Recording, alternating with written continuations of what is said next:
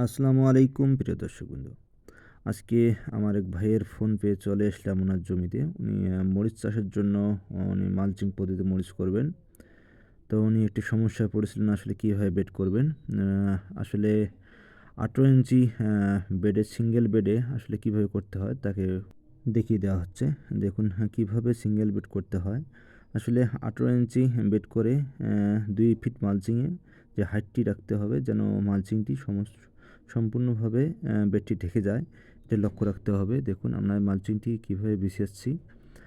আপনারা অবশ্যই লক্ষ্য রাখবেন যেহেতু সামনে বর্ষাকাল। হ্যাঁ, আগামী ১-২ মাসের মধ্যে হয়তোবা বৃষ্টি শুরু হয়ে যাবে। তো সেইভাবে আপনারা সেই বিষয়টি মাথায় লক্ষ্য করে কিন্তু আপনার মালচিং বিছিয়ে দিবেন। আসলে উনি যেভাবে বেডটি করেছিল, ১ম এ মালচিংটি যেভাবে বিছিয়েছিল তাতে কিন্তু উনার মাঝ দিয়ে যে একটা নালাটা কিন্তু একদম ছোট হয়ে গিয়েছিল। পরবর্তীতে বেড কেটে কিন্তু আমরা ১৮ ইঞ্চি যে বেডটি করেছি, যেভাবে হাইট করতে হয় তাকে দেখিয়ে কিন্তু আমরা মালচিংটি বিছিয়ে দিয়েছি।